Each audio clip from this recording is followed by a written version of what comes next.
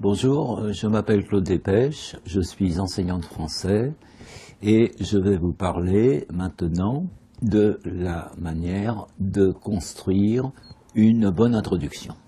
La bonne introduction peut être schématisée par un objet bien connu qui s'appelle l'entonnoir.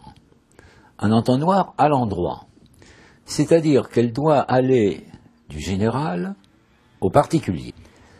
Mais l'introduction doit être divisée en un certain nombre de sous-parties que je vais énumérer avant de les expliquer de manière plus détaillée.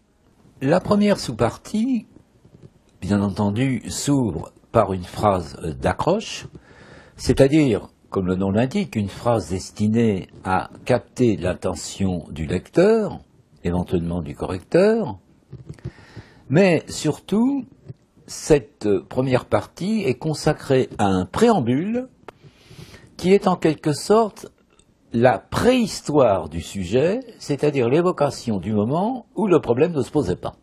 La deuxième partie est une citation du sujet. Deux cas sont possibles, mais il y en a un qui est de loin prédominant. Le sujet peut être long, et dans ce cas-là, il convient de le résumer, ou bien le sujet peut être très court, et dans ce cas-là, il faut et il suffit tout simplement de le recopier. Après cette citation du sujet, in extenso ou résumé, il convient de poser la problématique. À ce propos, deux remarques s'imposent. Si le sujet ne contient pas un point d'interrogation, il faut implicitement en supposer un.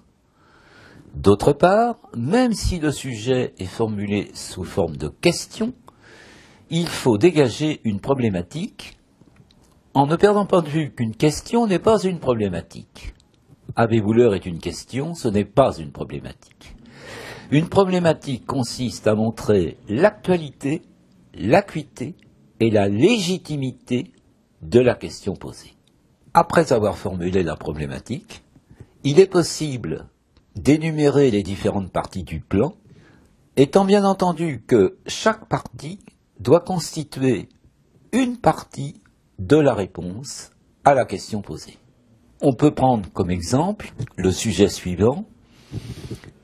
Y a-t-il des choses que l'expérience ne peut pas nous apprendre ? En guise de phrase d'accroche, on peut penser à la formule bien connue, c'est vrai en théorie, mais c'est faux en pratique, qui montre qu'on associe constamment la leçon à l'expérience. Toute expérience doit permettre de dégager une leçon. Et il faudrait montrer, dans le préambule, que cette démarche est justement fortifiée par une philosophie qui a été en vogue en Amérique qui s'appelle le pragmatisme. À partir de là, on peut citer le sujet et montrer la problématique étant pourquoi y aurait-il des vérités qui, justement, se déroberaient à l'expérience que nous pouvons avoir des autres vérités.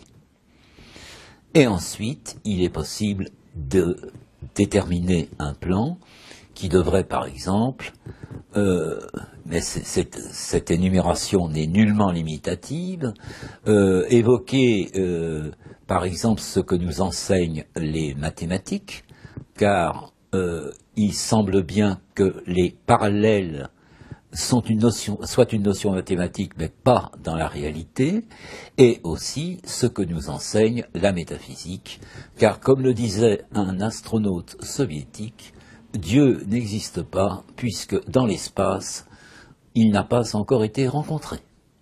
Voilà, vous savez maintenant quelles sont les 4 étapes à franchir pour avoir rédigé une bonne introduction.